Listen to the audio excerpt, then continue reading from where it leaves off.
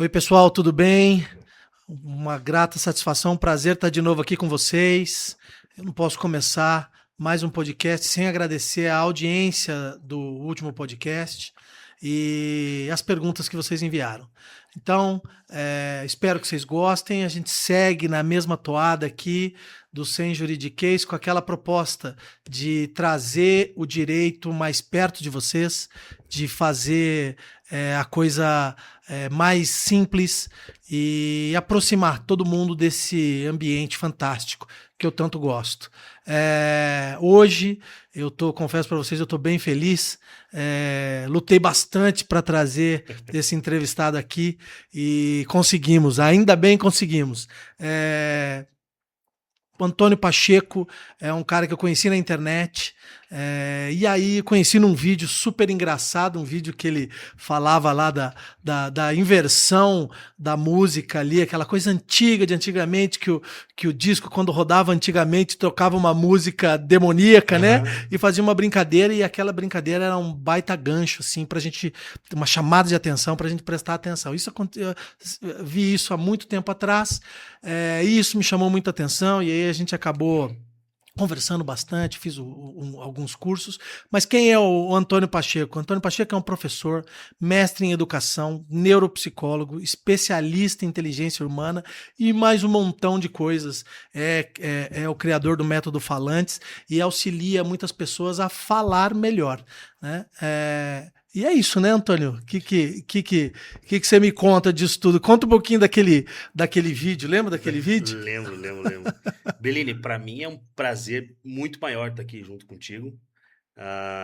Quantas vezes a gente conversou, quantas vezes logo pela manhã, cedo, os dois com remela nos olhos ali, o café, a gente conversando, né, por horas. Então, vendo você tirando do mundo das ideias e do papel um projeto de comunicação desse nível aqui em São José, para mim é maravilhoso ver isso. Então, fico muito feliz, quero te parabenizar, agradecer também ao pessoal que está assistindo a gente, a tua audiência, muito obrigado por estarem acompanhando.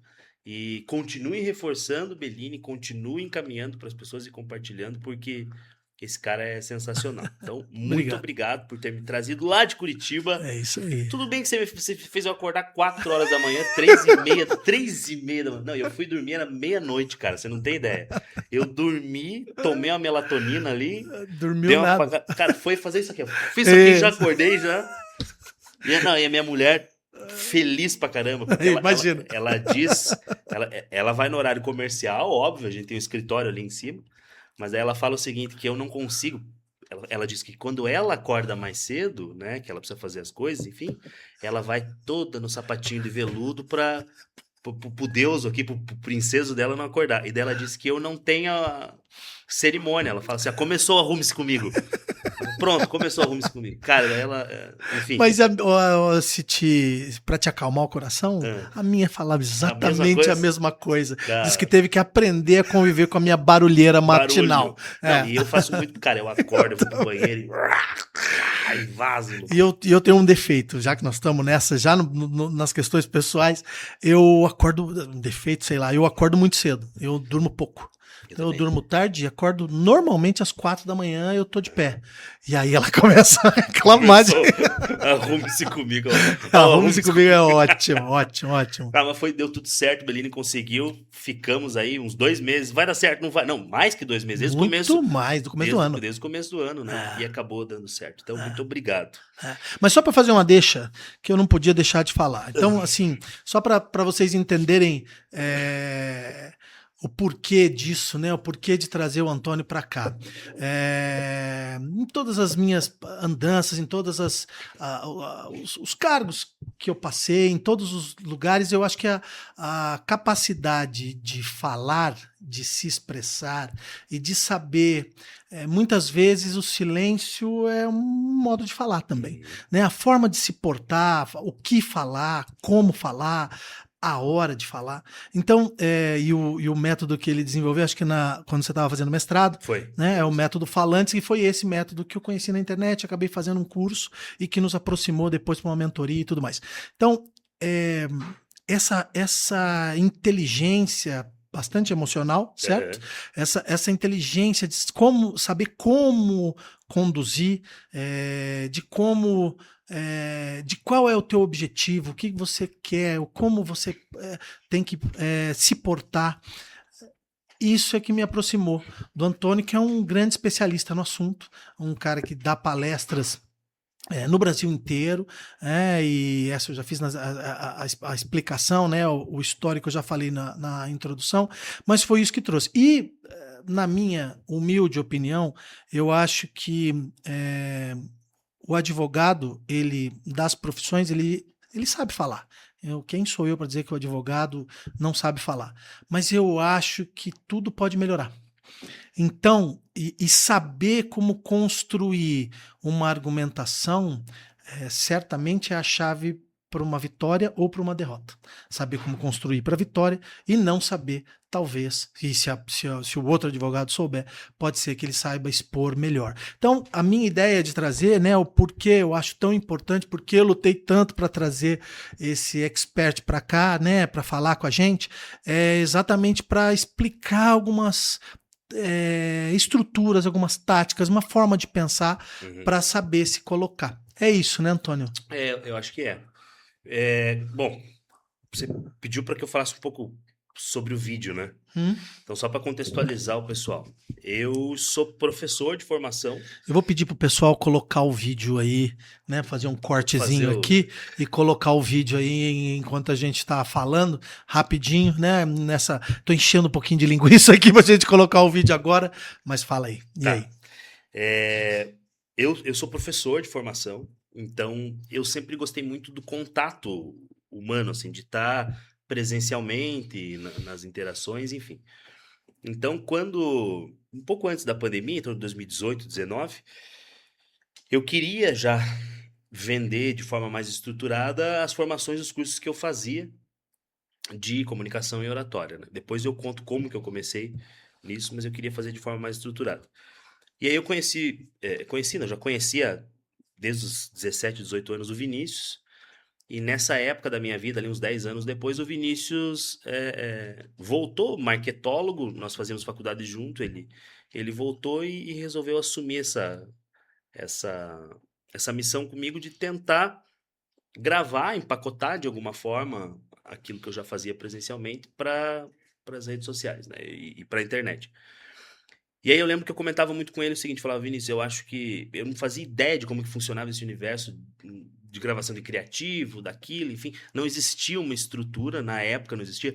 Hoje tem uma série de cursos que ensinam, por exemplo, as pessoas a gravarem comerciais, criativos, como você prender atenção, e naquela época, 2019, 2018, não tinha isso, era um muito... deserto, né? Era deserto, não existia uma sistematização. Sim. Mas eu falei o seguinte pro Vinícius, falei, Vini, eu acho que pra gente conseguir chamar a atenção das pessoas, a gente tem que ir na contramão daquilo que elas estão esperando.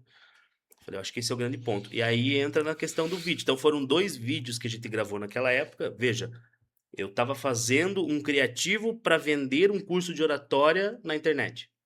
Muita gente já fazia isso. Então todo mundo chegava aparecendo. Você que tem dificuldade em falar em público, você que tem medo, aprenda a falar em público, clica aqui, saiba mais. Era sempre isso, né? Arrasta para cima, enfim. E eu falei, Vinícius, vamos tentar fazer de uma forma que não pareça, né, uma oferta, mas que prenda atenção nos primeiros minutos. E daí o primeiro vídeo que nós fizemos foi o seguinte, eu chamei o Vinícius 1,80, 1,85, braço todo tatuado do bicho, eu de terno, acho que eu não tava de gravata, mas eu de terno, e aparece os braços do Vinícius na câmera, o Diego filmando, e eu e ele fazendo soco, soco, bate, bate, soco, é verdade. soco, vira, vira, soco, bate, soco, vira, soco, bate, vira. Aí eu olho pra câmera e falo, ridículo, né? É ridículo ver 2 pessoas nessa situação fazendo isso. E aí eu começo a desenrolar e falo... Mas eu prendi sua atenção. Mas eu prendi sua atenção. Se você quiser aprender, né, aprender a atenção das pessoas de forma sistematizada, clica aqui. Cara, esse vídeo mudou, assim, a minha vida porque fez com que o curso ficasse conhecido. O próprio nome Método Falantes, hoje eu olho, tá à venda ainda, o pessoal que quiser procurar, eu particularmente eu não vendo mais, mas eu tenho os afiliados que vendem. O próprio nome Método Falantes foi uma sacada assim, de meio que sátira para fazer o negócio vender e ficou muito comercial, cara, deu muito certo, foi um negócio muito maluco. Então, esse vídeo, a gente teve tipo 500 mil visualizações nesse vídeo no Instagram, foi um negócio que viralizou na época e trouxe muitos alunos pro Método Falantes. E aí veio uma responsabilidade bem grande. Sim. Porque até então eu gostava muito mais da questão presencial. Quando eu comecei a ver que aquilo começou a encher, hoje a gente tem 3, 4 mil alunos, eu acho, na plataforma, na Hotmart, que fizeram Falantes e ainda fazem, revêm as aulas, enfim. Então esse foi o primeiro. Daí o segundo vídeo, nessa mesma pegada, eu falei, o que a gente pode fazer para chamar a atenção da galera de uma forma diferente? Aí eu peguei um disco da Xuxa. Isso mesmo. Exato. Peguei um disco da Xuxa e mostrei o disco da Xuxa. Eu peguei e falei, eu tenho certeza que nos churrascos de família, alguma coisa assim, né? Você tem aquele tio que fala que se virar o disco da Xuxa ao Rodar ao contrário, contrário. você vai escutar a voz do capeta, não sei o quê. Isso. Eu falo, por que muitas pessoas param para prestar atenção nisso? Porque ele acha... E aí eu fui desenrolando isso e as pessoas começaram a comprar aquela ideia também. Teve um outro que eu fiz falando, se você rodar o disco do Diabo ao contrário, você escuta a voz da Xuxa. Então, tipo, cara, eu não sei como é que eu fui processado Pela Xuxa. Mas deu muito certo, cara. Por quê? Porque era completamente improvável aqui. Sim. Lógico que tinham pessoas que criticavam, mas 98% das pessoas elogiavam a maneira que a gente acabava abordando. Eu comecei pelo da Xuxa, Ah, porque o da Xuxa foi o que mais me chamou a atenção. Eu tinha um parente que falava isso todas as vezes. Todas as vezes. É, impressionante. Mas o soco, soco, bate, bate, eu tinha me esquecido. E é verdade. Sim. Ele era. E eu acho que essa é a grande inteligência do orador. É ele saber.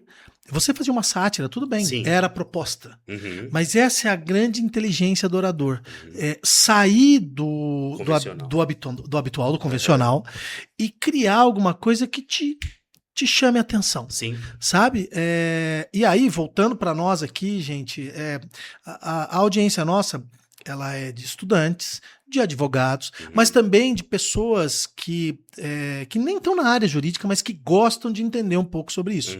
Então, é isso que eu trabalho. O direito está em tudo. Né? Uma das propostas do Sem Juridiquês é tirar um pouco daquela pompa que afasta as pessoas, mas mostrar que o direito está em todos os lugares. E aí, qual é a conexão? Até eu acho que agora a gente explica bem o porquê de você aqui. Eu acho que a grande sacada é você sair desse convencional, de um padrão, e criar uma forma para saber prender a atenção das pessoas. Sim. Né? E acho que esse vídeo, e o que me chamou a atenção e que me levou a fazer o curso, era muito potente a Sim. forma de você conduzir. E aí a gente aprende a construir algumas alternativas, né? E se aprende algumas formas para se proteger, por exemplo, uma vez que você tem que fazer uma reunião com várias pessoas e ninguém está totalmente seguro o tempo todo daquilo que está falando, certo? Sim. Então você começa a aprender a se sentir seguro, a não ter aqueles apagões, né? Sim. E aí é contigo, cara. É isso que eu quero que você. Mas antes, vamos lá, né? Eu tô explicando o porquê e eu acho que eu tô me alongando demais, né? Quem tem que falar é o Antônio. Nada. Mas é porque, só me justificando e fazendo uma meia-culpa, é porque eu gosto mesmo dessa área. Eu acho essa parte de você conseguir. É quase que um feitiço. Sabe quando você escuta o Ariano Suassuna falando e que ele te prende a atenção de uma forma absurda que você não consegue? E tem pessoas que fazem isso magistralmente. Né? Então é isso é por isso que eu te trago aqui. Mas antes, cara, conta um pouquinho da tua história. Como é que você chegou? Como é que você virou professor? O que te fez? O que te moveu a isso? Então, como é que você chega nessa parte da neuropsicologia? Conta um pouquinho da tua história pra gente, por favor. Bom, eu sempre fui uma criança muito sozinha, cara, muito sozinho. Assim. Então eu fui criado, né, pela minha mãe, avó, irmã, também, minha mãe e meu pai sempre separados, enfim. Então minha mãe trabalhava muito, manhã, tarde e noite, eu ficava parte do tempo com a minha avó já idosa, então eu ficava muito sozinho. E eu venho de uma infância, de uma família bastante humilde, né, da região metropolitana de Curitiba. Então, assim, o que eu tinha de ferramentas para o meu ócio quando eu era criança? Era pilha de tábua que tinha atrás do terreno, era o matagal que tinha no terreno baldio do lado. Então eu tinha que ser criativo para eu conseguir vencer o tédio. Não tinha muito recurso, não tinha brinquedo, enfim. E eu ficava muito tempo sozinho. Então eu estava o tempo inteiro criando alguma coisa. Eu não sei se foi graças a essa solitude, toda essa questão familiar, de alguma forma eu comecei a perceber, depois que eu fui crescendo, adolescente, hoje olhando para isso, que eu tinha uma capacidade de chamar a atenção das pessoas para mim de uma forma mais facilitada. Era fácil assim. E por algum motivo eu entendia que as vias normais para chamar a atenção, elas não garantiam a atenção de fato. Por exemplo, uma criança, normalmente para chamar a atenção dos pais, de adultos, ou ela chora, ou ela reclama. E geralmente o choro é a linguagem primária. Eu lembro quando eu era criança que quando eu queria alguma coisa, ou precisava, enfim, saindo da questão financeira, eu sabia que se eu chorasse eu não tinha. Então eu tentava achar estratégias para as pessoas olharem e falar, olha que engraçadinho ele e tal. E aí as pessoas iam. A ideia era meio que tentar ludibriar, conquistar, enfim, Sim. né, nesse sentido. E isso me acompanhou bastante. Bastante, bastante. Na adolescência também, muito. Só que eu sempre fui o menor da turma. Sempre fui o menor. Meu filho, o João tem 7 anos, também é pequenininho. Genético, eu sempre fui o menor da turma. E mesmo sendo o menor da turma, eu sempre estava enquadrado nos grupos que tinham as gangues que tinham, eu estava sempre no meio. E ninguém dava nada, mas eu sempre acabava influenciando a galera ali naqueles grupos. Com isso, eu fui percebendo que eu gostava de me comunicar, que eu tinha algo a mais em relação à comunicação. Aonde que eu comecei, de fato, vislumbrar ou trabalhar com a comunicação? Quando eu fiquei adolescente, 14 anos mais ou menos, eu comecei a trabalhar numa empresa de eventos. Eu carregava caixa de som, Gabriel Eventos era o nome da empresa, foi o Gabriel. Eu carregava caixa de som, montava PA, fazia o que tinha O para que fazer tinha pra lá, eu fazer? fazia, carregava, enfim. Eu lembro que meu apelido era Michael Jackson, porque quando eu comecei a trabalhar com o Gabriel, ele falou, ó, precisa ter roupa social. Porra, não tinha dinheiro para nada, cara. Falei, e agora? Eu não lembro quem que, não sei se foi minha avó, acho que foi minha avó. Minha mãe falou que não tinha, enfim. Foi minha avó. Nós fomos nas lojas pernambucanas em Curitiba. E ela viu a camisa preta, comprou uma camisa preta pra mim, uma gravata, acho que cinza também, uma calça preta, um sapato bicão quadrado, mas não comprou meia, cara. Porque ninguém fazia ideia que tinha que usar meia preta com roupa. O que eu usava? Meia branca, sabe? Meia branca. Eu usava meia branca e ia pra casamento com a meia branca. Sensacional. Aí eu era o Michael Jackson. Todo mundo. Cara, e era. Como é que é aí? Eu era o Michael. E, Muito bicho, bom, eu tinha que muito bom. montar caixa de som, eu tinha que fazer tudo. Na medida que foi passando o tempo, eu fui aprendendo a fotografar, a filmar. Só que no montar as caixas de som, eu adorava montar microfone e ficar falando, tentando imitar a voz, engrossar a voz. Olá, pessoal, tudo bem? Não sei o quê. E aí eu comecei a perceber também que eu tinha facilidade para fazer isso. Falei, opa, bacana. O tempo foi passando, me formei no ensino médio, comecei a fazer faculdade. Quando eu comecei a fazer faculdade, apareceu uma oportunidade para me tornar mestre de cerimônia. E eu comecei a correr atrás, falei, não, quero fazer isso para ter uma grana extra. E consegui, cara. Não era uma agência, era uma empresa um pouco menor, mas eles me passavam, às vezes, algumas cerimônias. Por quê? Porque eu chegava, aí depois eu aprendi que tinha que usar meia preta, Lógico. eu chegava todo ajustado e comecei a fazer Pensei cerimônia. que ele ia falar. Aí eu aproveitei, comprei a A luvinha, luva, o comprei a chapéu. luvinha e o chapéu, e aí eu já chapéu fazia, foi. já fazia o moonwalk. Fazer um moonwalk. Ô, um mestre de cerimônia desse, pelo amor de Deus. Fazendo. Cara, e comecei a fazer minhas cerimônias. Porque daí eu impostava a voz. Sim. E aí comecei a fazer, foi dando certo, enfim. Eu fazia estágio em escolas, eu estava fazendo na época, cursava educação física, fazia estágio nas escolas e fins de semana eu fazia mestre de cerimônias. Logo que eu estava para me formar, eu acabei entrando para a prefeitura de uma cidade da região metropolitana como cargo de comissão para trabalhar no esporte. E daí, no esporte, naquela prefeitura, De um monte de evento. tinha um monte de evento. Sim, lógico. E aí, o que eu fazia? Pegava o microfone E saía animando o e pessoal. saía animando a galera. Ali eu comecei a perceber que eu levava efetivamente jeito. Putz. Daí, daquele momento, eu fui convidado para trabalhar numa rádio, para ficar fazendo Jingle. fazendo escada pro cara que apresentava o programa, era no sábado, enfim. Então a gente ia numa rádio AM, cara, uma rádio AM. Então, puta, isso eu não sabia. Que legal. Senhorinha, os idosos escutavam, então era muito legal. Eu quero mandar um abraço pra dona Carminha lá de não sei aonde. E daí eu ficava fazendo gancho junto com o cara, com o Rubens Kolinski, falecido já. Na época ele era vereador nessa cidade. E fiquei ali com ele um tempo. Depois teve uma rádio web nessa cidade também, que eu também participei junto com o Cristiano. E aí, cara, eu ficava imitando, fazendo palhaçada, enfim. Qual que foi a virada de chave pra mim que eu comecei a perceber que efetivamente a comunicação fazia sentido? Porque no meio disso tudo eu dava aula. Então eu fazia essas atividades extras em comunicação, mas efetivamente eu era professor. Dava aula de manhã, tarde, enfim, à noite, passou o tempo. Então, chegou um momento que eu tive que fazer uma opção para onde que eu ia. Ou ia para comunicação, que eu estava muito inclinado.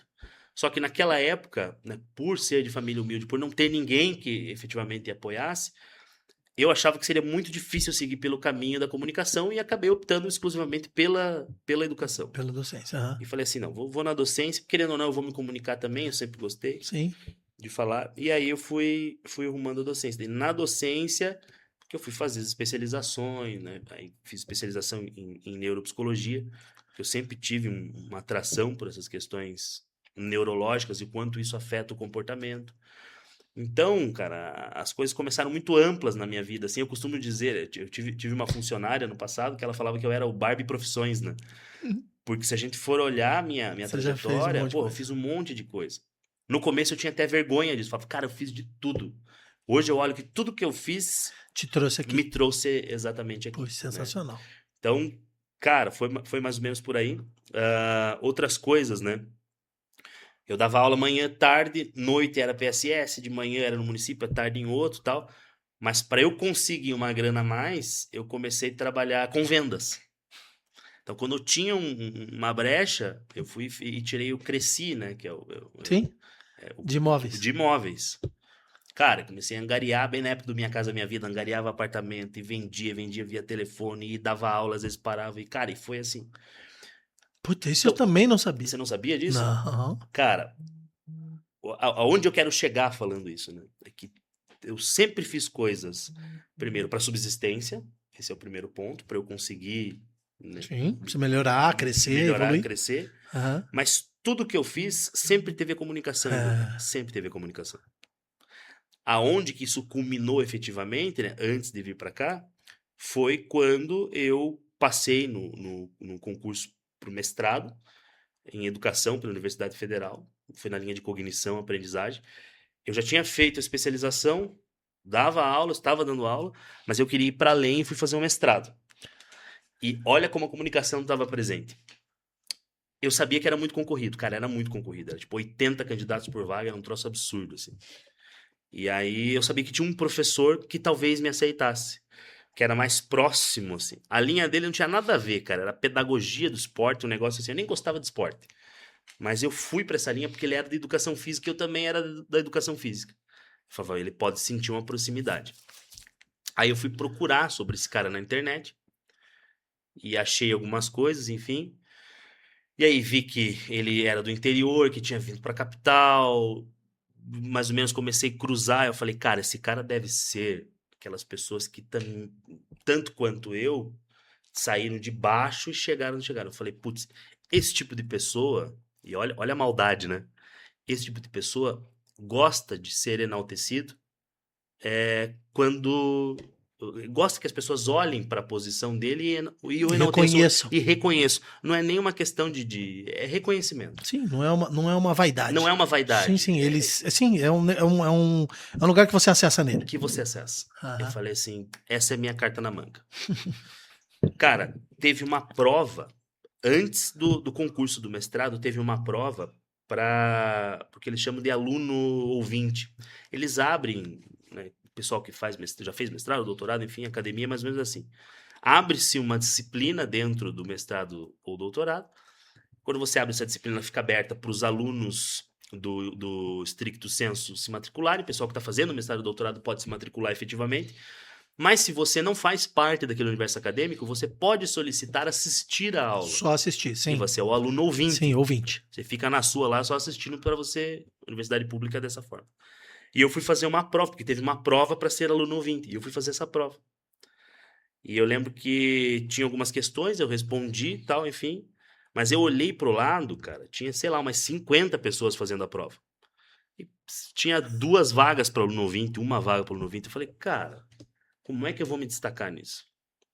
Fiz tudo o que tinha que fazer, porque eu estudei, eles passaram uns textos, estudei. Eu falei, mas eu não vou ser bobo. Antigamente eu gostava de fazer as provas e sair rápido. Eu falei, eu vou esperar. Cara, e esperei, da 1 da tarde até as 5. O pessoal foi fazendo a prova, entregando e saindo. Fazendo a prova, entregando e saindo. E eu só articulando. Eu olhava pro Valdomiro, pro professor, e ficava... Nossa, eu vou pegar esse cara, pessoal. Assim, eu vou... Eu quero essa vaga, eu vou assistir esse troço. E foi, a galera foi indo. Quando tava eu e uma outra moça... Os 2 fazendo, últimos? Os 2 últimos, eu falei assim, agora é a hora. Levantei, cheguei pra ele, entreguei e falei, professor, tô entregando aqui. Eu falei, eu não tenho experiência nenhuma acadêmica.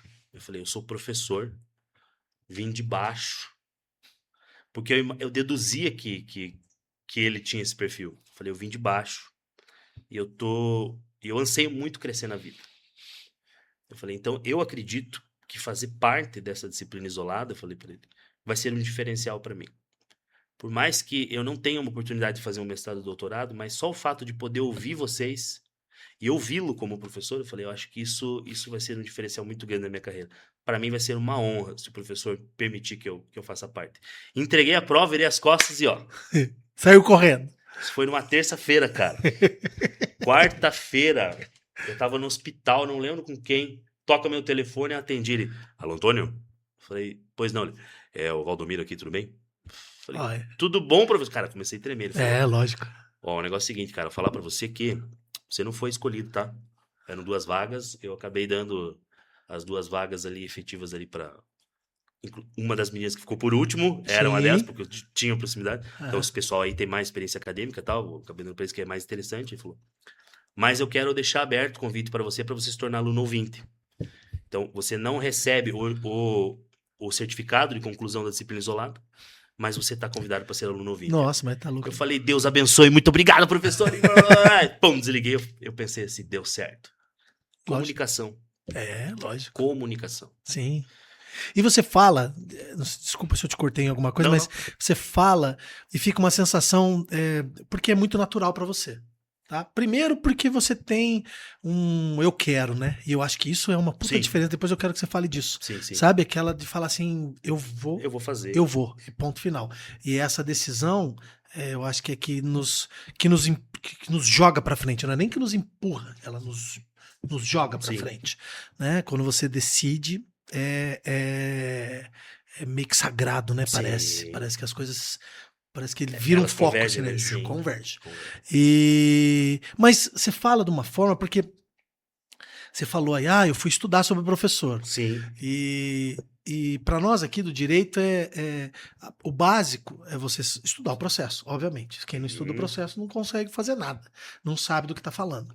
Mas essa história de você entender quem era o professor, de onde ele veio, até para você ter uma forma de falar, né? Uma forma de conduzir a forma como você falou, é uma coisa que eu defendo muito no direito. A pessoa tem que saber para quem você vai falar.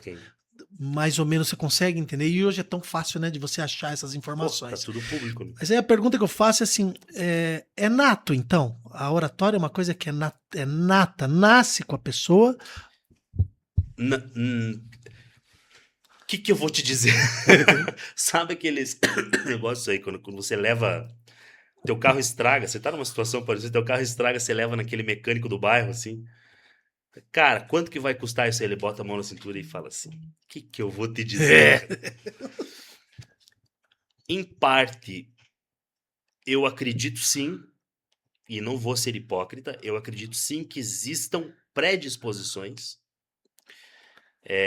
de inteligência verbal linguística, aí indo para o campo da neurociência, Perfeito. as múltiplas inteligências de Gardner, que muita gente refuta, e eu não refuto, eu usei ela como base, inclusive, uma das bases da minha dissertação. Então, Gardner, depois eu falo mais dele, mas o Gardner, ele foi um dos caras que bateu de frente com a Alfred Binet, por exemplo, do início do século, que traduzia a inteligência para dois campos, verbal linguístico e lógico matemático. Isso. Vide teste de QI, quociente de inteligência, criado pelo Alfred Binet. Sim. Então, em 79 e 80, o Gardner faz a pesquisa dele nos Estados Unidos e cria lá o que a gente chama de Project Zero, Projeto Zero, e ali ele fala, ó, todo mundo tem um espectro de pelo menos 7, 8 inteligências. E a verbal linguística é uma dessas inteligências. Então, na lógica gardeniana, e aí ele bebe da fonte de Piaget, Vygotsky, enfim, outros pesquisadores, todos nós temos uma predisposição, sim, às inteligências. E a inteligência verbal linguística, ela faz parte da natureza humana. Nós somos indivíduos que precisam se comunicar para a gente conviver em espécie. Então, eu acredito que exista, sim, uma parcela de predisposição genética que favoreça. No entanto, 90% é treino, é técnica, é prática e, sobretudo, observação. Comunicação, para mim, é muito mais entender as pessoas, entender sobre pessoas, do que falar bem. E eu prego isso no Falantes. Sim. Você pode ser gago, você pode ter uma péssima dicção. Se você entender de pessoas, conhecer as pessoas, entender qual que é o público que você está falando, você se torna um exímio comunicador. Você quer um exemplo? Tata Werneck. Tata Werneck agora está fazendo um programa com o Eduardo Sterblich na Globo. Cara, eu sou apaixonado pela Tata Werneck e pelo Eduardo Sterblich. E quantas pessoas criticaram a dicção dela? Que ela fala... Quando ela apresenta aquele programa, ela fala de uma forma, por mais embolado que seja, ela entrega a mensagem dela. E ela tá onde ela tá, com uma dicção horrível que as pessoas falam. Então eu acho que a dicção ou qualquer outro elemento da comunicação não é tão importante quanto o compreender pessoas. Logo, sim, nós podemos ter uma parcela genética que nasce contigo, nata, mas 90% é ambiental, é estímulo, é como você se coloca. Você viu que eu falei no começo que eu não fui criado com o meu pai, por exemplo. Né? Depois tive convivência, enfim, padrasto e tal, mas eu fui muito sozinho. Então, provavelmente, a comunicação, ela teve que emergir em mim, como personalidade, para que eu buscasse aquela atenção que eu não tive dos pais. E minha mãe também não dava atenção. Eu tive que buscar de alguma forma das outras pessoas. Então, aquela ânsia de ter atenção, nós somos indivíduos afetivos, a gente precisa de atenção. Então, na ânsia de buscar atenção, eu acabei aprendendo a me comunicar. Vide que eu lembro que a primeira vez que eu peguei um microfone e falei para uma plateia, eu achei aquilo, posso falar palavrão? Lógico. Do caralho. Falei, cara, não quero nunca mais sair daqui. E falando asneira, às vezes nem sabendo o que falar efetivamente, mas eu adorava aquela sensação de falar e as pessoas me olharem. Eu lembro que eu fiz terapia, cara, comecei a fazer terapia em 2016, 17, e eu falei pra minha terapeuta sobre isso, e eu lembro que ela me questionou falando o seguinte, ela falou, quem é o Antônio de verdade por trás do Antônio palestrante? E aí a gente começou a discutir sobre essa lógica de o meu comportamento comunicacional, com absoluta certeza, é derivado dessa falta que eu tive em infância. E muitas vezes a gente não se dá conta desse processo. Sim. Como assim? Você ficava sozinho falando com você mesmo? Não, pelo fato de ficar sozinho, eu não tinha tanta interação com humanos, né? Eu era com a minha avó à tarde, ou com a minha mãe quando chegava à noite, enfim, na escola. Então, essa necessidade de atenção de um adulto me fez aprender a me comunicar para trazer atenção, para chamar atenção. Entendi. Só que situações que você... A sua esposa é psicóloga também, Sim, sim. situações que você não resolve em infância, cara, você Você leva isso leva, pra vida. lógico. De certa forma, eu acabei essa Sim, condição eu acabei trazendo para a vida adulta e sim. me trouxe aonde eu tô agora. E, É e- muito doido é, isso. é. Mas eu volto a falar da questão, eu volto a te instigar com a questão do eu quero. Porque você vê que desde pequeno você tinha uma proposta de solução de um problema, Sim. né? E assim, eu queria que você falasse um pouquinho sobre isso, porque assim, a impressão que eu tenho é que. Não que eu vou tirar quem não sabe do que está falando, e hoje tem um monte de gente que nem Aham, sabe do que está falando e que está falando besteira mesmo. sim. E esses, na verdade, nós nem temos que prestar atenção. Mas, às vezes, o cara é uma sumidade no assunto. Sabe absolutamente tudo Uhum, sobre, sei lá, direito administrativo. O cara sabe uhum, tudo de tudo. Mas a que ponto, né, a falta da capacidade da oralidade de saber expor qual é o problema e qual é a busca da solução que se almeja, uhum, né?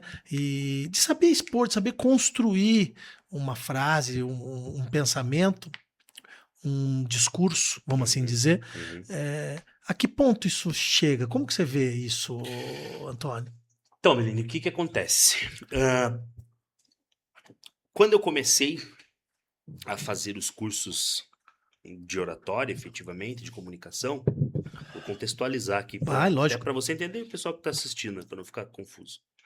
É, eu tive que fazer isso porque o meu orientador, esse que depois me ligou e falou, e eu gosto de contar essa história porque 6 meses depois, no encerramento da disciplina, ele comentou isso. Ele falou assim, ó, esse cara aqui, o Antônio, um belo dia chegou e falou, será uma honra participar da sua disciplina. E aí ele fala assim, cara, se você nunca escutou alguém falando será uma honra fazer, ele falou, escute, Antônio, você está aqui hoje por conta disso, pela sua capacidade de fazer essa leitura. E aí depois eu acabei ingressando no mestrado, enfim, deu certo. Mas eu lembro que no meio do mestrado ele me pediu para eu fazer uma oficina para ensinar outros acadêmicos e os demais alunos do mestrado e doutorado a se comunicarem, a apresentarem trabalhos, enfim, né? E aí eu fiz isso. Eu fiz essa oficina, fiz uma oficina de múltiplas inteligências, fiz oficina de oratória e deu super certo. E daí eu vi que tinha uma demanda, Uma dor, né? uma dor. É, Foi aí que surge a minha empresa hoje, a Evoque. sim, Desde aquela época, 2017, ali foi Evoque Educação. E hoje permanece Evoque Educação. Evoque Educação Corporativa hoje porque a gente expandiu. sim. Quando, quando eu cheguei porque eu entendi que era uma dor, eu comecei a expandir também para outros públicos, não só para os acadêmicos. E, cara, o pessoal do direito é um público que me procura ainda e procurou muito. Justamente por essa demanda que você acabou de trazer. Olha, eu entendo bastante, eu tenho conhecimento jurídico, mas ainda me faltam algumas coisas. Tenho dificuldade, por exemplo, numa sustentação oral. Eu tive foram três advogados que eu fiz uma condução deles para que eles conseguissem fazer, né, cada um no seu momento, mas para que eles conseguissem fazer o primeiro tribunal do júri, por exemplo. Olha só.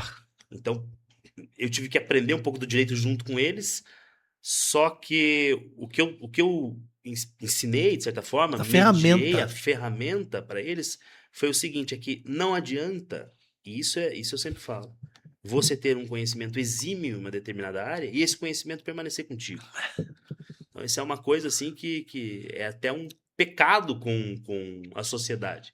É você estudar tanto, você adquirir tanto conhecimento acadêmico especificamente sobre determinado assunto, e isso morrer com você, você não conseguir transpor didaticamente. Então eu sempre falo, o próprio falantes, na estrutura, nas mentorias, eu sempre falo, entenda, né, do que você tiver que entender, seja exímio naquilo que você faz. Mas, sobretudo, seja melhor ainda em explicar isso para outras pessoas. Sim, Então, o que eu percebo? O querer, essa força de querer, ela tem muita relação com isso. Eu acredito que ela tem muita relação. Por quê? No momento que eu quero algo, eu preciso deixar claro o porquê que esse algo precisa vir até mim com a pessoa que eu quero me conectar. E quanto mais claro eu deixar isso, e quanto mais aquilo ficar evidente para aquela pessoa de que eu necessito daquilo, acho que mais efetivo fica a comunicação. Sim. Usando a questão do Valdomiro. Eu queria aquela vaga. Então, eu achei uma forma de clarificar para ele, através da comunicação, de que eu necessitava da presença dele, de estar naquele momento. Então, acho que a força do querer, ela está relacionada nesse sentido. E, trazendo para você de novo, a gente percebe muito isso no mundo do direito. Sem juridiquês é ótimo. Sim. As pessoas vão pro juridiquês e acham que isso é o fundamental. E não é, cara. Sim, Eu acho sim. que você tem que, sobretudo, para além da comunicação, a compreensão de quem é outro. Eu acho massa você levantar a questão do querer. Óbvio que o teu exemplo é um exemplo grandioso. Era um turning point lá, era um momento importantíssimo da sua vida, Sim. era uma coisa que você queria. Tenho certeza que você usou esse querer para várias outras coisas impronunciáveis, se bobear aqui. Eu vi um meme, cara, maravilhoso assim, ó. Vendedor que tem mulher feia, não contrate, porque a capacidade de fechamento dele é péssima. É péssima, cara, péssima. Não sei se dá pra deixar aí. Não, vai deixar, lógico que vai deixar. Vai virar corte, vai virar corte. Não, péssimo. Porque a capacidade de querer dele, né? Porra, a capacidade também é limitada, né, cara? O cara é limitadíssimo, né, cara? Agora, se o cara é feio e tem uma mulher bonita, você vai entender o que tá acontecendo, porque esse aí é bom de conversa. Tem uma capacidade de comunicação, absurda. Mas assim, cara, é óbvio que, voltando naquele pensamento, óbvio que o querer, e todos nós temos momentos na vida da gente que a gente quer muito alguma coisa. Sei lá, eu quero muito concluir um curso, eu quero muito... são inúmeros exemplos. Só que esse querer, eu acho que essa chama, ela pode ser mantida no dia a dia. Um exemplo da área aqui jurídica. Eu quero ganhar esse processo. Eu quero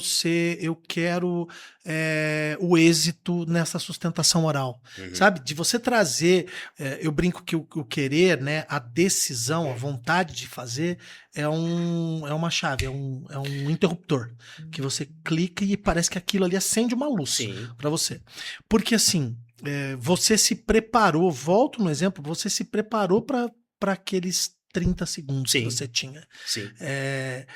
Existem na área jurídica, né? Existem inúmeras, e não só na área jurídica, existem pessoas altamente preparadas para aquilo, mas que não se preparam para aquele momento de tensão, no caso nosso aqui, no momento de sustentar oralmente.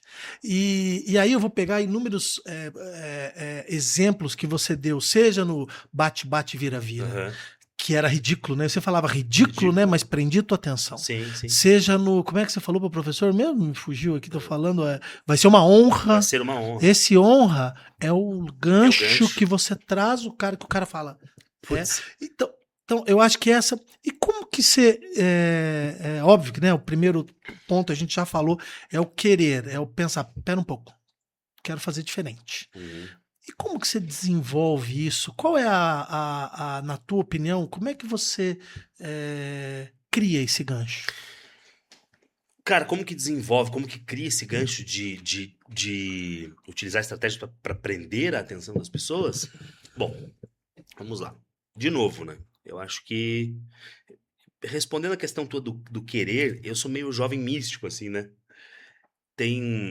Eu gosto muito da filosofia egípcia, sobretudo.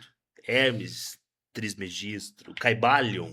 É um livro maravilhoso, Caibalion. Quem não leu Caibalion, leia. É simples, leia. É sensacional. E leia 1, 2, 3 vezes, porque cada vez que você lê, ele vai se apresentar diferente.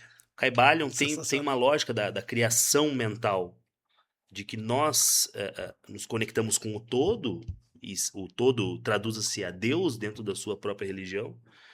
E a partir do momento que a gente se conecta com esse todo e a gente estabelece uma ideia, essa ideia, dentro do princípio do Caibalion, ela acha alguma forma, se ela for genuína e suficientemente forte, ela acha uma forma de se materializar.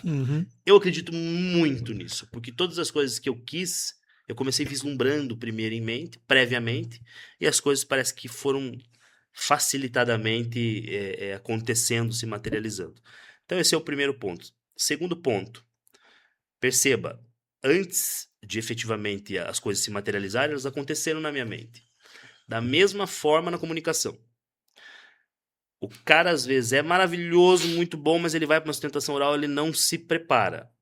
Se ele não se prepara, ele vai chegar e a chance dele ter um resultado mediano ou fracassado é muito grande. Porque não teve essa preparação prévia, porque não aconteceu na cabeça dele primeiro. E o que eu percebo, Bellini, aí você me corrija se eu estiver errado. No meio jurídico, e não só no jurídico, mas em vários outros, as pessoas... O professor tem muito disso. O professor tem essa falta de... Não vou dizer de humildade, mas essa falta de preparação, porque acha que pelo fato de falar todos os dias com os alunos, ele já domina a matéria, comunicação, seja lá o que for. E aí que mora o problema, cara. É o motociclista que quando começa a andar de moto na cidade é super cuidadoso e depois de um tempo ele já não olha mais, acaba sofrendo um acidente e nunca mais anda de moto. Mesma coisa se aplica. O cara é muito bom, é um baita de um advogado, mas vai para sustentação oral e não se prepara. Por 2 motivos. Ou porque ele é arrogante o suficiente de achar que ele não precisa e fala assim, eu domino, chega na hora, eu dou um jeito. Ou é porque ele não sabe efetivamente como fazer. Tem esses 2 casos, os 2 opostos. Sim. Então, como que eu enxergo isso? Se você é arrogante o suficiente e achar que você não precisa, continua porque a chance de você falhar miseravelmente em todas as vezes é gigante. Sim. Se você não se prepara porque você não sabe os caminhos, existem uma série de estratégias para que você faça. Dificilmente eu vou para uma fala sem me preparar. Hoje aqui, por incrível que pareça, eu não pensei em absolutamente nada. Eu vim vazio aqui, porque eu falei, eu quero que o Bellini conduza a conversa. Mas dificilmente eu vou para uma fala sem ter uma preparação. E vou te falar uma coisa. Quantas palestras, quantas aulas, todas, sem exceção, eu me preparo. Nem que seja 1, 2, 5 minutos antes, eu me preparo.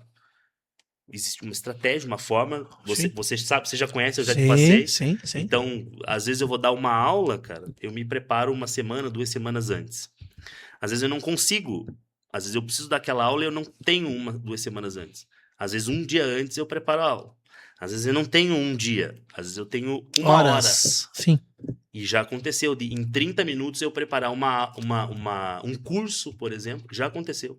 Em 30 minutos de eu preparar um curso que foi extremamente efetivo e eu ficar 4 horas abordando aquele tema com as pessoas. Sim.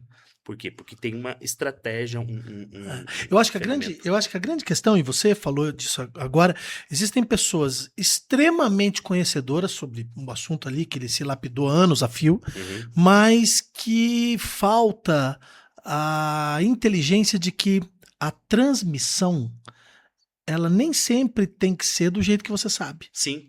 Não é isso? Que você tem que organizar. É muito mais, e aí vou pegar a outra deixa sua, que eu acho que é inteligentíssima, e eu acho que é um dos pulos do gato, assim, de você saber falar, é a preocupação com o ouvinte. Não é isso? Com você certeza. tem que entender, volto no teu exemplo que eu não conhecia. Quem era o professor? Você foi estudar quem era o professor. Então você achou um caminho para tocá-lo, para conseguir que ele para chamar a atenção.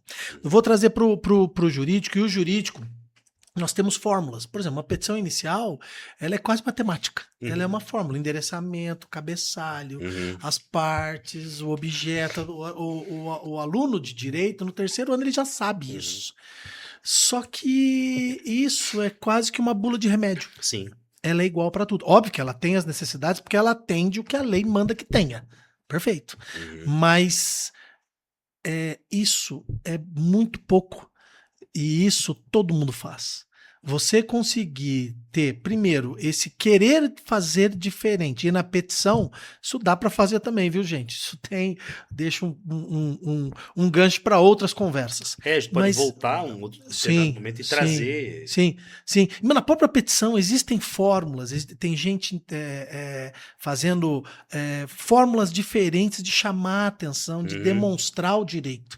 Não só escrevendo. Aquele jeito de escrever, você pega uma peça, você conhece, você pega uma peça que é escrita, são, sei lá, 20, 30, 40 páginas escritas que é só letra papel branco e letra. E hoje em dia tem muita gente fazendo coisa diferente. Eu sei que isso acontece bastante Com cor, com cor, com Aham. sequências, com chaveamentos Maravilhoso.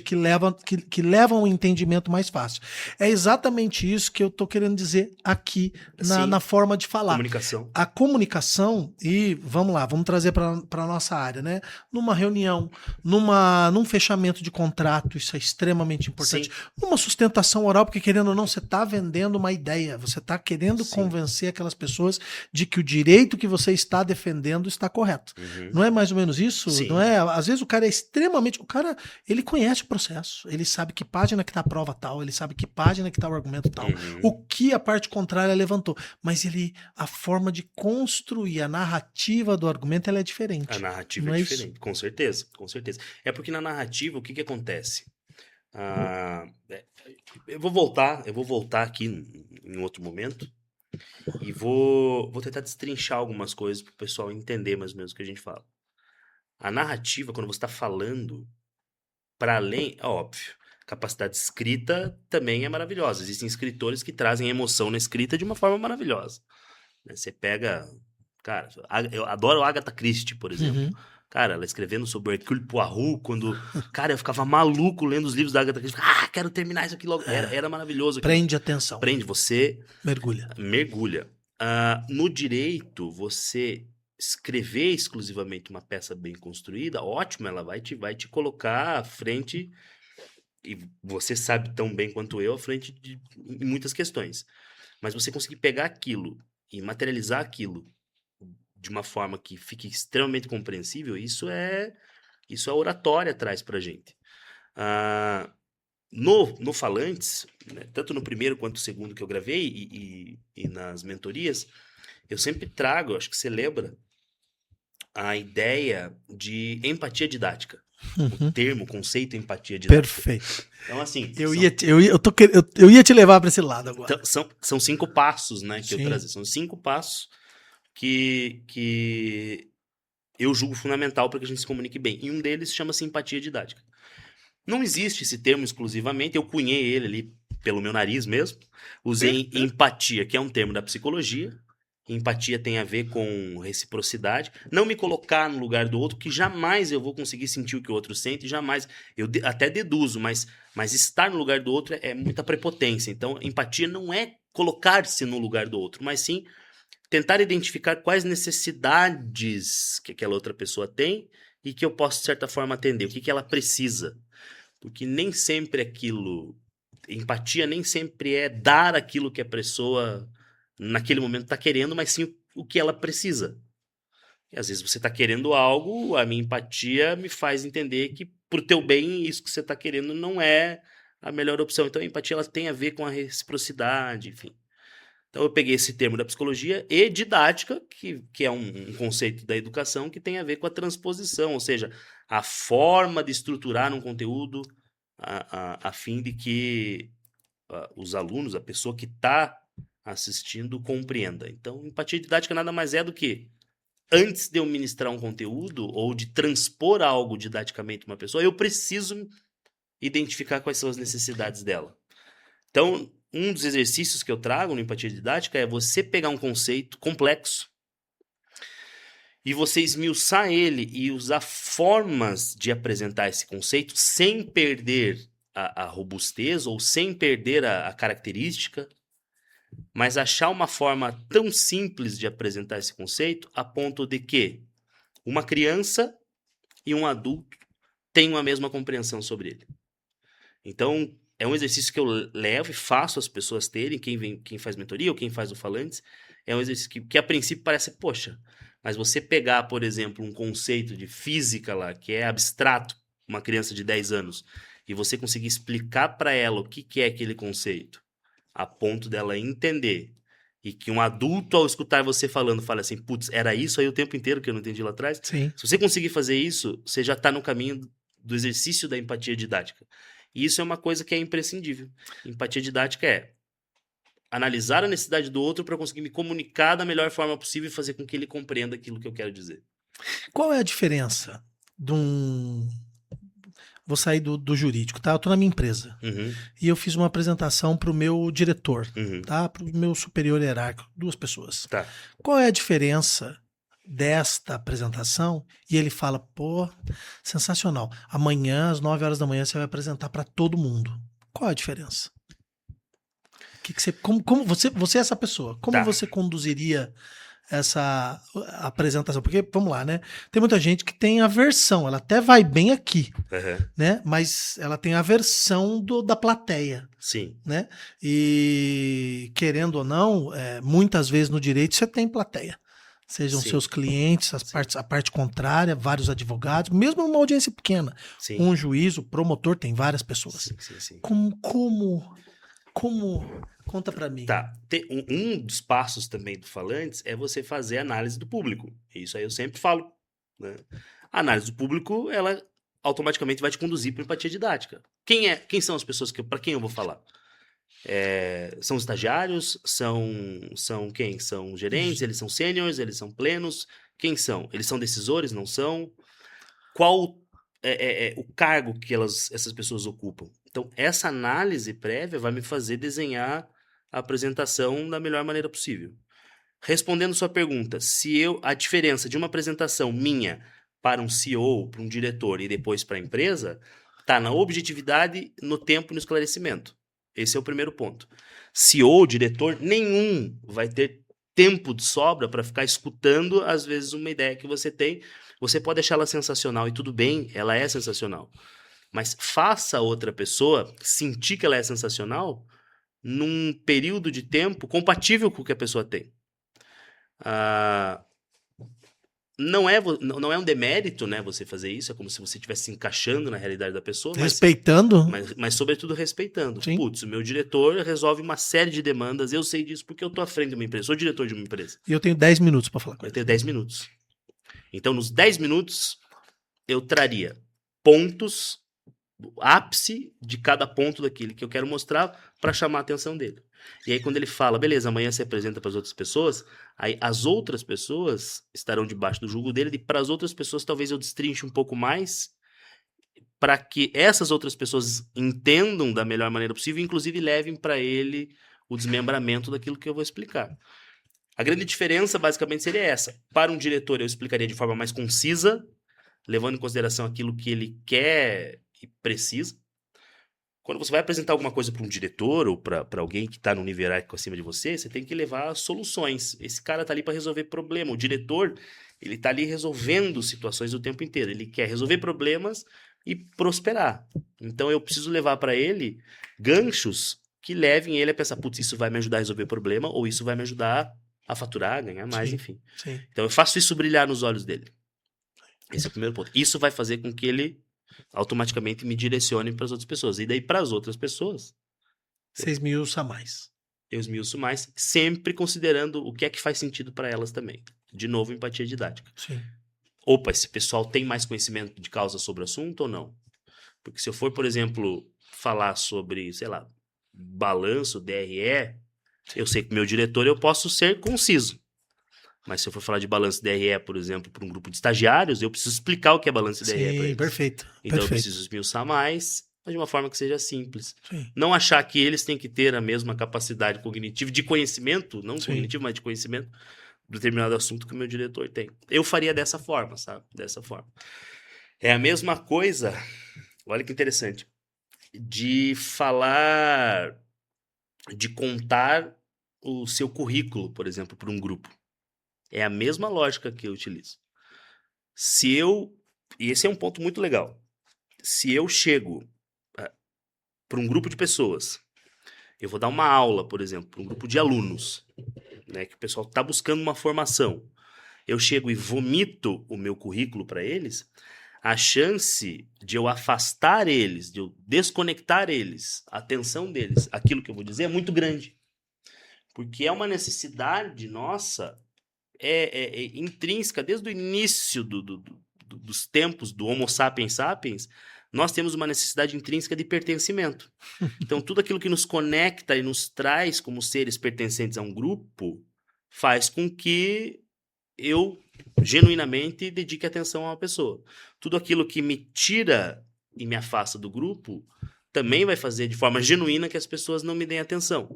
Se eu chego para um grupo de alunos ou um grupo de pessoas que talvez não tenha tanta formação acadêmica e vomito meu currículo, com certeza eu afasto eles. Mas isso significa que eu não posso falar do meu currículo para essas pessoas? Não, de jeito nenhum. Eu posso falar, Lógico. mas tem formas. Vou dar um exemplo. Se eu chego para um grupo de pessoas e falo assim, meu nome é Antônio Augusto Venetes Pacheco, eu tenho 15 anos de experiência em docência, sou especialista em comunicação assertiva, sou mestre em educação, fiz meu mestrado pela linha de cognição, aprendizagem e desenvolvimento humano, sou especialista em neuropsicologia, tenho MBA em gestão, e aí começo a falar, tenho experiência assim com isso, experiência assim com aquilo, tam. As pessoas olham e falam assim, porra. Agora, se eu chego para esse mesmo grupo e falo assim, pessoal, vou falar um negócio para vocês. Não é fácil.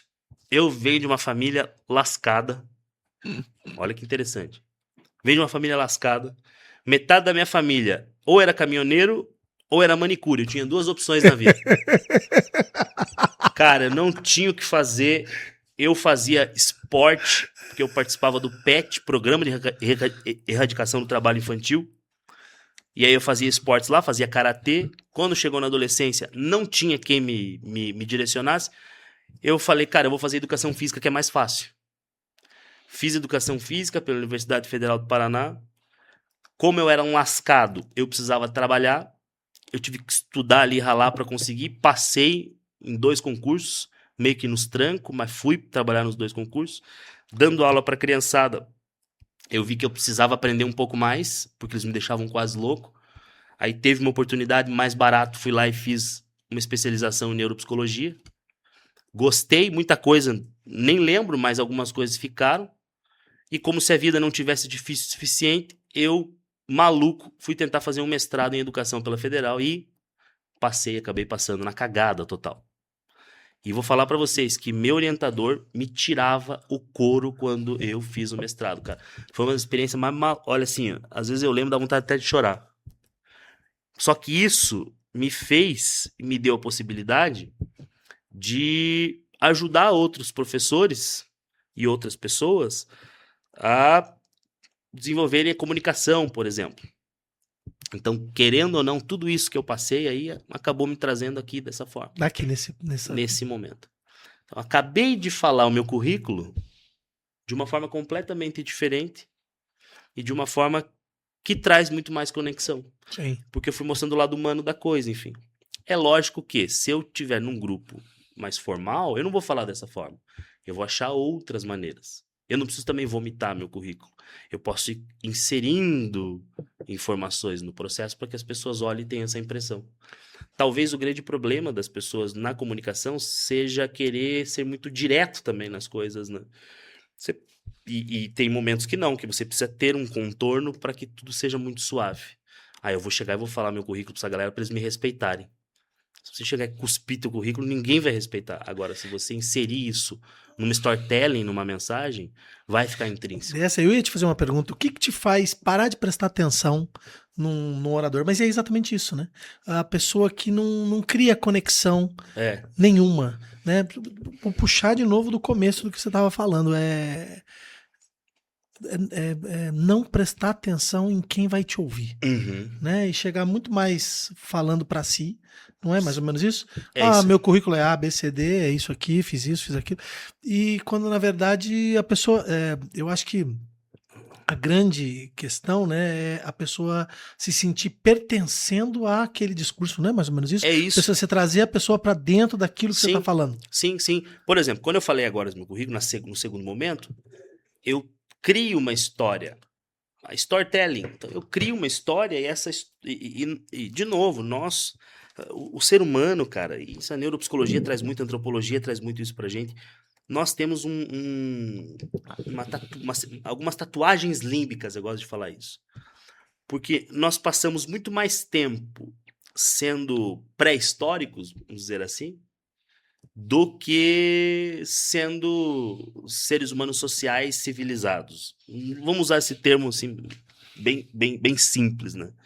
Então a gente viveu muito mais tempo fugindo de dente de sabre, mamute, do que resolvendo problemas dentro do escritório. Então, se a Sim. gente for pensar numa cadeia evolutiva, nós somos muito mais primitivos do que qualquer outra coisa. O tempo que nós nos estruturamos como indivíduos sociais, do ponto de vista da civilização moderna que a gente conhece, é muito curto. Então, a gente tem muito resquício da vida pré-histórica.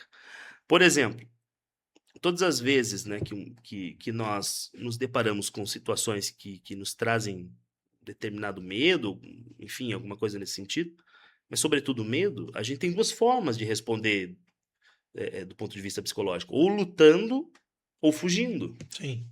E isso era o que nós fazíamos como seres pré-históricos. Você já travou alguma vez? Já. E aí?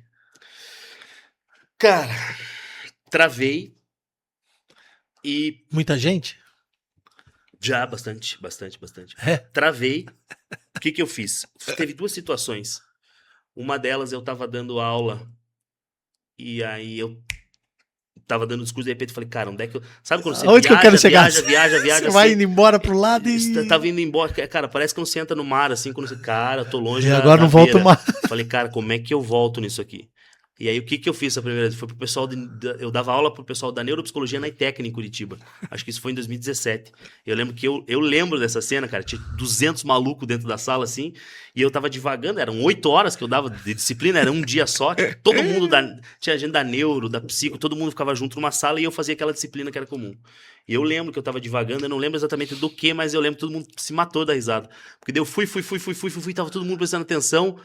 E daí eu falei, gente, eu juro pra vocês que eu não sei onde é que eu tava. Pra onde eu tenho que voltar? Cara, a galera se matou de dar risada. Eu falei assim, gente, eu juro. E nem o slide não me ajudava nada, entendeu? Porque eu acho que eu tinha feito aquela aula meio rapidão também. Eu meti só uma imagem. Eu lembro até hoje que eu olhei pro slide e falei, slide, me ajuda. Não dava, não Nada. adiantava. Cara, a galera se matava de rir. E a grande Mas maioria... isso é uma sacada. É, cara, porque se eu vou... Essa é uma saída. Essa é a saída. Se eu vou querer enrolar, se eu for tentar enrolar, cara, não isso dá. aí. Essa é a saída. Essa é a saída. Essa Sabe, técnica foi emblemática, assim. Cara. Porque volta a falar, cara, eu acho que querendo ou não, por mais que você tenha sido você perdeu a linha de raciocínio, óbvio, mas você manteve a credibilidade. Você não acha que é mais ou menos isso? Sabe? Uma forma de... Uma postura. Claro que é. Sabe? De tipo, ó, eu não tô aqui enrolando, eu vim e não sei mais como é que eu volto. Galera, eu não sei como é que eu volto. Tipo, me dá uma carona aí, porque tá difícil. E geralmente um aluno vai e fala, você tava falando disso. Tava falando disso, beleza. Cara, isso acontece. Às vezes, quando você tá o que te faz, por exemplo, o que te faz na hora que você tá vendo alguém, ouvindo alguém, você fala, puta, esse cara fala bem. O que faz? Qual que é a inteligência, assim, qual é o acesso que o que ele aciona, né? Como é a forma que você... Porque assim, cara, tem um monte de gente e hoje em dia isso tá muito sedimentado. Tem coach para tudo, na verdade. Tem o cara que dá a palestra de tudo. E é fake. Né? E fica uma história, você vê que é um negócio superficial, sim, assim, né? Mas assim, eu quero que você me diga dá alguns exemplos, quem que te chama a atenção? Você fala, puta, esse cara sabe o que faz, esse cara tá sabendo, esse é um grande comunicador. Tem ranking de comunicadores, quem fala bem, o que leva a pessoa a ser uma boa comunicadora? Quem te chama atenção, assim? Quais são as qualidades que a pessoa tem que ela começa a falar, você começa a prestar atenção? Eu gosto muito de Aristóteles, né, cara? Muito. A retórica aristotélica é a base, inclusive, do método falante. E Aristóteles, ele falava muito das provas retóricas. Quem é do direito... Nós já estamos bem adiantados, nós estamos com quase 2 horas, certo? Nossa. 1 hora e lá vai fumaça, não é isso? Eu já digo já. Eu sei que tem gente mandando mensagem aí tudo. Nós vamos fazer mais uma, tá? Porque eu acho que tem coisas aí, por exemplo, você acabou de falar, a retórica aristotélica. E isso leva um tempo, senão nós vamos falar mais 1 hora sobre isso. Sim. Desculpa te cortar, mas é isso. Vamos falar Vamos fazer mais uma. Mas só sobre essa questão, o Aristóteles ele trazia pra gente que existem provas retóricas. E essas provas retóricas, de certa forma, elas nos conectam com aquilo que está sendo dito. Então, para a prova retórica, ele traz para a gente 3 conceitos: ethos, patos e logos, né? Então, ethos tem a ver com a ética. A ética, ou seja, quem é aquela pessoa para estar falando aquilo que ela está falando. Então, esse é o primeiro ponto. Se isso estiver conectado com o discurso dela, isso já é uma prova retórica. Total. Isso já te faz olhar para aquela pessoa diferente. Se eu sou um açougueiro e vou dar uma palestra sobre como falar em público totalmente desconectado, por exemplo, um público de advogados, já gera uma desconexão. Mas por que esse açougueiro vai falar para mim sobre isso? Então já gera uma dúvida retórica no sentido, será que esse cara sabe o que ele tá falando? Não desmerecendo, obviamente, a profissão do açougueiro, porque, porra, açougueiro é o cara mais necessário do mundo, cara. Sim. Porra, conheço uns aí que são absurdos. Não, absurdo. Mas se ele for o açougueiro dando uma palestra sobre... Assim como se um advogado for dar uma palestra sobre como cortar uma carne? Um quarto de boi para 10 açougueiros, o açougueiro vai falar assim, que merda esse desgraçado desse advogado tá fazendo aqui. Então, o ethos, ou seja, a ética, quem é essa pessoa para estar falando sobre isso, ou quem sou eu para estar falando sobre isso, é fundamental. Então, esse é o primeiro ponto que me faz olhar para a pessoa e já ter o feeling se ela é ou não uma boa comunicadora. Segundo é o logos. Logos, aliás, segundo é o patos, mas vou falar do logos. Logos é a lógica daquilo que está sendo dito. Tem coerência e fundamento? Ou ele tá, instituto, tirei do rabo aquilo que ele tá dizendo? Sim. Tem lógica? Tem prova, né? Prova, e aí não prova retórica. Prova efetiva de informação naquilo que essa pessoa tá falando. Sim. Ele tá falando baseado no quê? Quais são os argumentos? Qual a metodologia disso que ele tá usando? É a história da Terra plana, não é isso? É a história da Terra plana. Mas os caras falam com uma capacidade. Puta, cara, mas você já sabe que é bobeira, porque você sabe que a Terra não é plana. Cara, é uma imbecilidade genial isso, porque a gente dá atenção, enfim. E não só isso, né? São várias outras coisas. Sim. Argumentos que você fala, cara, como é que pode? O próprio Aristóteles, ele traz pra gente, e já é um outro momento, ele traz pra gente o conceito das falácias também. E quem tá no direito conhece. Ad hominem. Então tem uma série de falácias que são conjuntos de estruturas que não são, ou que se usam um conjunto de estrutura lógica que não tem lógica nenhuma. Né? O ad hominem, por exemplo, a gente está discutindo, ao invés de eu ir para a lógica da discussão que a gente está, eu ataco você como pessoa. Sim. Tipo, a gente está discutindo se essa caneca aqui é vermelha ou não é. E aí eu falo assim, você me diz, fala que essa caneca é vermelha. É vermelha, caneca é vermelha. Não, essa caneca é amarela. Fala que ela é vermelha. Não, vermelha. Mas quem é você pra falar isso aí, cara? Olha esse cabelo teu horrível.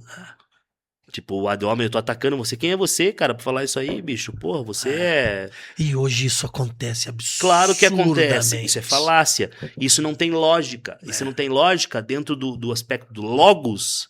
Eu já olho pra pessoa e eu já descredibilizo ela. Eu falo assim, esse cara não é um bom comunicador, porque ele não tá usando um respaldo lógico. E aí nós temos o patos, que é a emoção. Patos, na lógica aristotélica, é o quanto eu consigo mobilizar as emoções do patos, da paixão, né? Como que eu consigo mobilizar isso em prol daquela minha comunicação. Então, se eu falo de maneira morna, sem evocar sensações, sentimentos e emoções nas pessoas, automaticamente eu não me valho da prova retórica de patos. Sim. E aí eu posso até ter logos e ethos, mas não vai chamar a minha atenção. Então, eu considero sempre essas três provas retóricas como o selo de comunicador excelente. Você já teve aquele professor, e quem está me escutando, já teve aquele professor bom? O cara é bom, você sabe que ele é bom, tem doutorado e os caramba, pós-doc e o caramba. Mas na hora de dar aula o cara é uma bosta.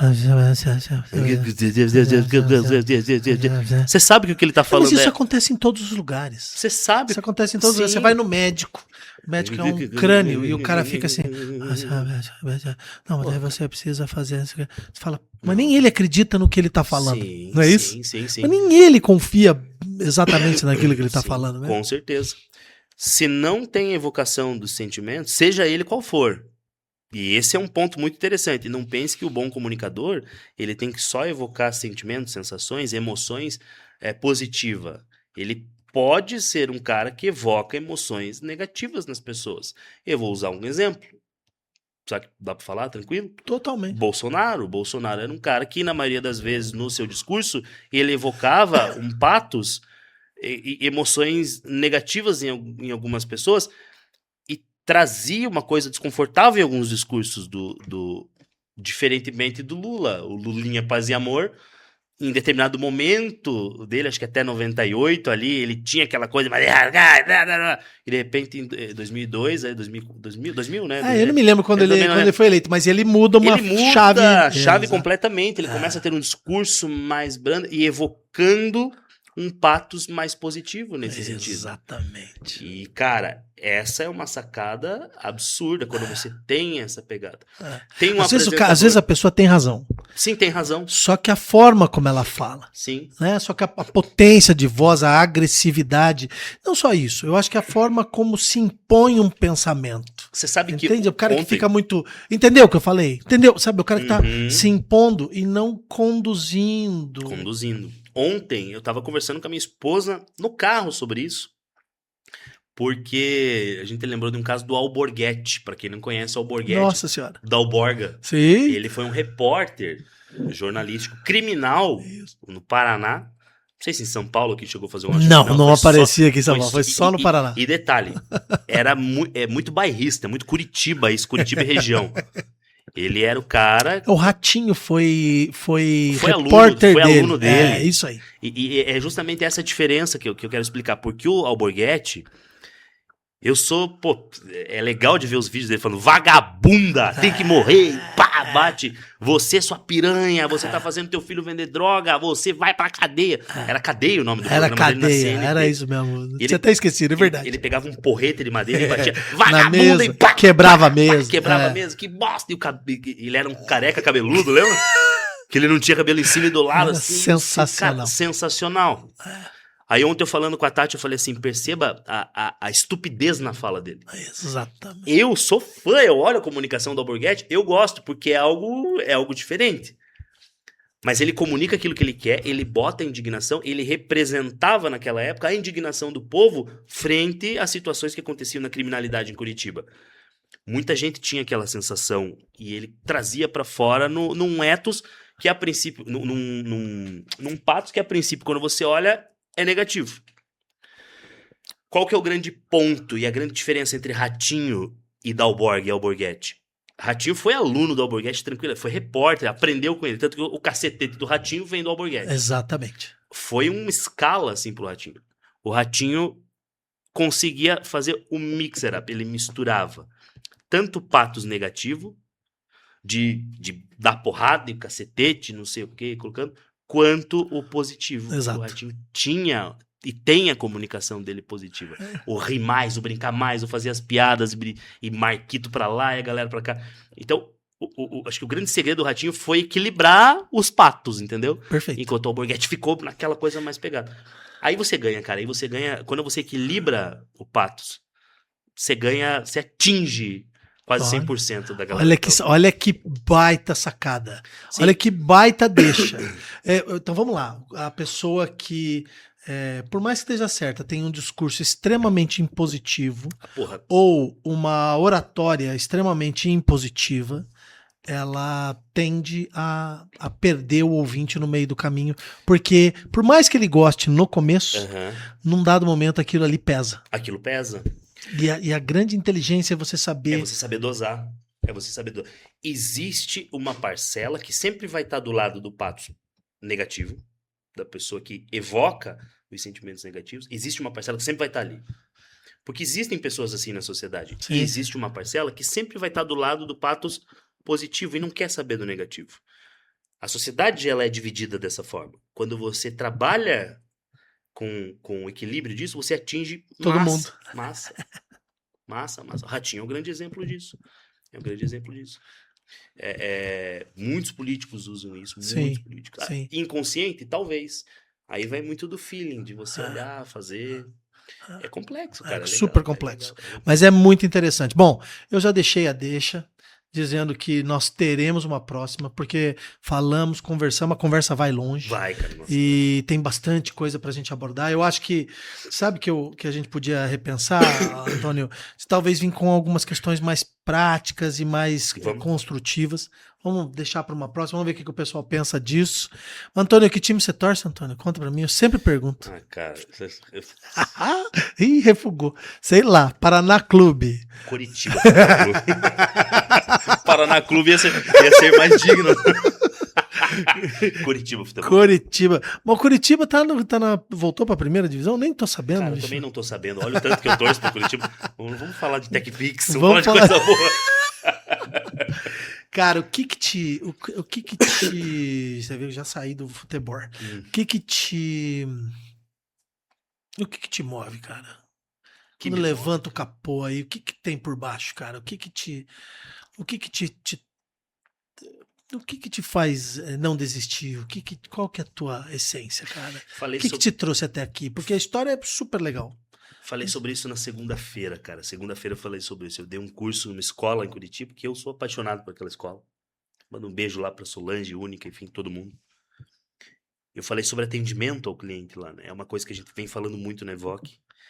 E atendimento ao cliente está relacionado a pertencimento. A pertencimento.